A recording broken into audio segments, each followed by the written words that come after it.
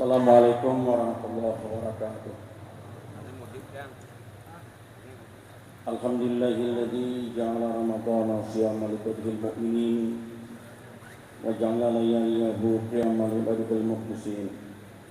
Asyhadu an la ilaha illallah wahdahu la syarika lah wa asyhadu anna Muhammadan abduhu wa rasuluh arsala rasulahu bil huda wa dinil haqq liyudhhira lid-dini kullihi walau karihal kafirun walau karihal musyrikun. Amma ba'd.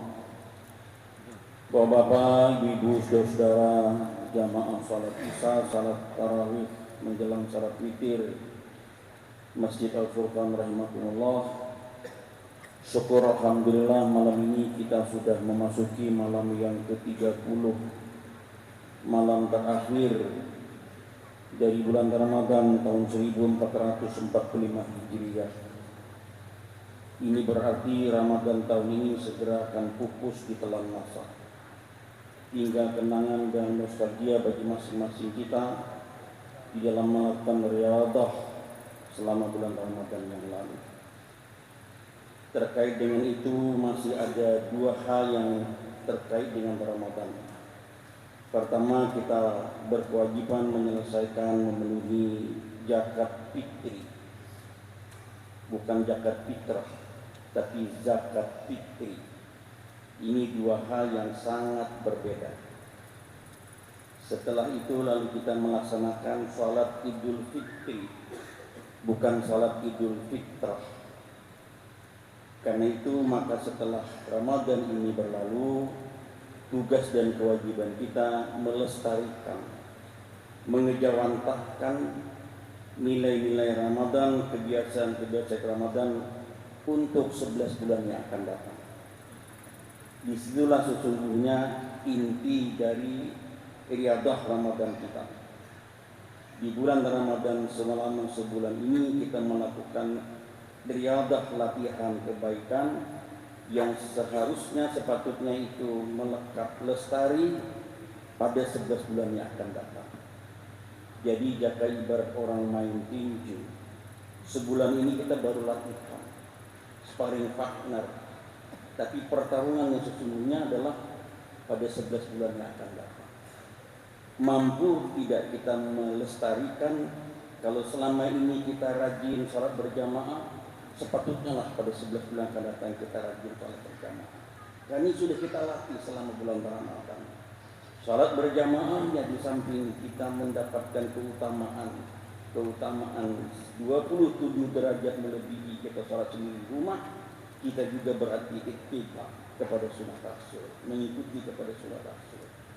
Kalau selama ini kita rajin qiraatul Quran, sepatutnya juga kita lestarikan kebiasaan baik kita melaksanakan qiraatul Quran di bulan Ramadan. Ada satu ibadah di bulan Ramadan yang terus-menerus kita lakukan, pekerjaannya mudah, amalannya mudah, ibadahnya mudah, yaitu memohon ampun kepada Allah. Di dalam bahasa Al-Quran disebut dengan istighfarullah, beristighfar kepada Allah. Di dalam sholat ada istighfar, di luar sholat ada istighfar, sesudah sholat di mana-mana saja ada istighfar. Karena itu serajin-rajin kita memohon ampun, beristighfar kepada Allah, karena itu perintah. Dan di dalam bulan Ramadan, selama Ramadan yang lalu, hampir setiap saat kita beristighfar kepada Allah, memohon ampun kepada Allah. Orang yang rajin memohon ampun beristighfar kepada Allah, yang sudah kita latih selama riyadhah Ramadan tadi, pertama tentu dosa-dosanya akan diampuni, kesalahan-kesalahannya akan dimaafkan, dan tentu dia akan mudah menuju surganya Allah, Jannatun Na'im. Karena itu di dalam Al-Quran diperintahkan kepada kita, faqultus astaghfiru rabbakum innahu kana ghafara. Katakan kepada mereka, segeralah memohon ampun, beristighfar kepada Allah, innahu kana ghafara, sesungguhnya Allah itu Maha Pengampun. Karena itu di dalam Al-Quran surat Ali Imran ayat 133-134 kita disuruh cepat-cepat bersegera menuju ampunan Allah yang Allah siapkan surga. Wasari'u ila magfiratin min rabbikum. Bersegeralah kamu menuju keampunan Allah. Wa jannatin arduha samawati wal ardh. Dan bersegeralah menuju surganya Allah, yang surga itu disiapkan seluas langit dan bumi.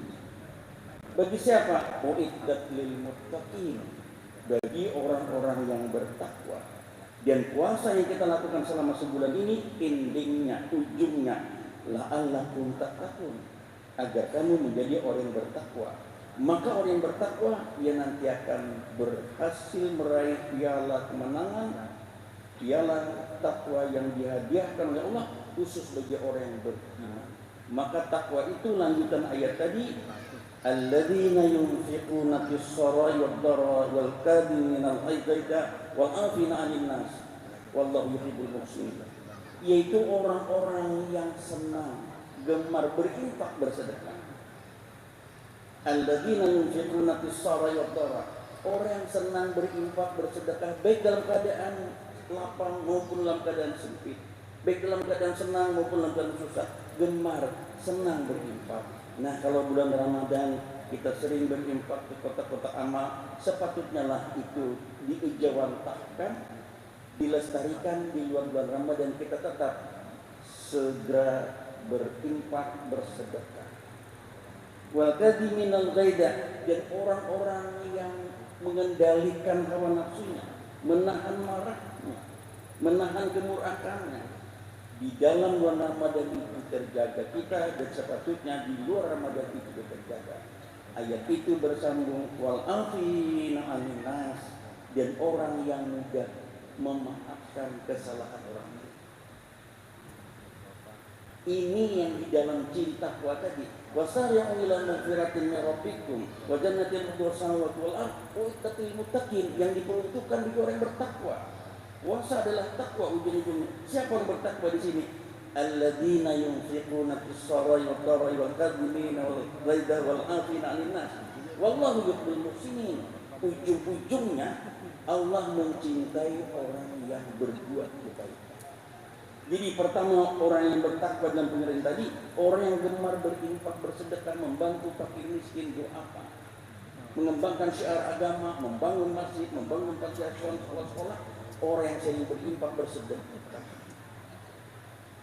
Wal kadhiminal ghaidha, orang yang mudah memberi maaf, orang yang mudah mengendalikan nafsunya. Kemudian orang yang mudah memberi maaf atas kesalahan orang lain. Sebab memberi maaf ini pekerjaan hati. Kalau hatinya masih keras, berat orang memberi maaf. Aku kecuali dia datang ke rumah mencium tangan hanya aku memaafkan, sakit hatiku ini. Tidak begitu. Di dalam Al-Quran itu tidak ada ayat memerintahkan kita untuk meminta maaf. Tapi yang banyak adalah perintah untuk memberi maaf. Disinilah ayat tadi, mudah-mudah kita memberi maaf. Lalu orang memberi maaf, ujung ayat ini tadi, wallahu yuhibbul muhsinin. Allah cinta kepada orang-orang yang berbuat baik. Kalau kita memaafkan kesalahan orang lain, kita berbuat kebaikan. Dan itu diperintahkan. Innallaha ya'muru bil adli wal ihsan. Sesungguhnya Allah memerintahkan kepadamu untuk berbuat adil dan kebaikan. Jadi adil dan kebaikan ini, ihsan di sini lebih tinggi derajatnya daripada adil. Kalau adil saja belum ihsan. Adil itu artinya ya setara sama. Orang mukul kita, kita pukul orang, adil. Di dalam hukum qisas, membunuh, dibunuh, adil. Tapi belum ihsan itu. Tapi kalau orang berbuat salah kepada kita, kita maafkan. Itu ihsan. Sebab ujung-ujungnya dimaafkan, kita dimaafkan, dia meninggal, kita meninggal, dia mati, kita mati sama. Dan kita tidak apa-apa. Tapi begitu kita memaafkan kesalahan orang lain, kita mendapat kebaikan. Wallahu yuhibbul muhsinin. Nah, mudah-mudahan selama riadah kita Ramadan ini, kita gemar memohon, beristighfar kepada Allah, memohon ampun. Allahumma fili junubi untuk diri sendiri, minta ampun untuk orang tua yang telah mengasuh kita kali kecil, baik orang tua yang masih hidup maupun orang tua yang sudah meninggal. Kita memohon ampun karena tadi disuruh capat-capat ujar Allah, capati, bersegeralah, wasari'u ila maghfiratin min rabbikum, bersegeralah kamu menuju keampunan. Kalau kita sudah mendapat keampunan dari Allah, maka jalan hidup kita akan mudah. Kita akan mendapatkan kelapangan jalan dalam hidup di dunia sampai di akhirat. Terkait dengan beristighfar ini, menutup ceramah kita malam ini, ulun ingin sampaikan sebuah fragmentasi kehidupan seorang imam. Namanya Imam Hasan Al-Basri. Imam Hasan Al-Basri ulama di masa tabi'in. Dia orang alim, petua-petuanya sering diminta, fatwa-fatwanya sering diminta. Pernah pada suatu hari Imam Hasan Al-Basri kedatangan 3 orang. Orang yang pertama menyampaikan keluhan, menyampaikan persoalan. Wahai imam, di desa kami selama ini tidak panen, masa pacak gandum tidak berbuah, buah-buahan tidak tumbuh, tanam-tanaman banyak yang kering. Kami sedang dilanda oleh kemarau yang panjang. Apa yang kami lakukan wahai imam? Hasan Al-Basri memberi solusi, segeralah kamu beristighfar kepada Allah, memohon ampun kepada Allah. Itu saja yang diberikan. Lalu kembalilah orang yang pertama ini, tidak lama datang orang yang kedua. Dia mengeluhkan persoalan pribadinya. Wahai imam, hamba ini sudah lama hidup berkeluarga, tapi selama ini belum juga dikaruniai seorang anak. Apa yang hamba lakukan wahai imam? Hasan Al-Basri menganjurkan, segeralah kamu banyak-banyak beristighfar, memohon ampun kepada Allah. Setelah orang ini kembali, datang lagi orang yang ketiga. Dia menyampaikan keluhannya, wahai imam, hamba ini adalah seorang miskin, orang fakir. Bagaimana hamba ini ingin keluar dari limitan kemiskinan ini, agar hamba juga layak hidup seperti kebanyakan orang yang memiliki harta secukupnya. Imam Hasan Al-Basri menyarankan, segeralah kamu beristighfar kepada Allah, memohon ampun kepada Allah.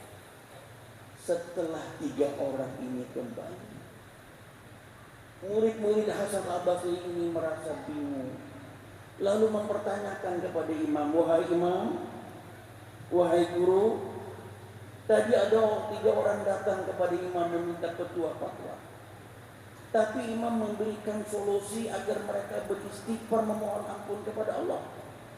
Padahal yang datang ini macam-macam, berpersoalan banyak, lain-lain yang dibawanya, tapi diberikan solusi yang sama. Ya kayak ibarat orang datang ke dokter yang sama, tapi membawa penyakit beda-beda. Dokter membeli resep sama, bingung. Apa jawab oleh Hasan Al-Basri? Ujar Hasan Al-Basri, wahai murid-muridku, itu bukan aku yang menyarankan itu. Itu Allah yang menyarankan seperti itu. Untuk kamu segera beristighfar, memohon ampun kepada Allah. Lalu Imam Hasan Al-Basri membacakan surah Yunus ayat 10 sampai 12 yang rajin dibacakan oleh imam kita.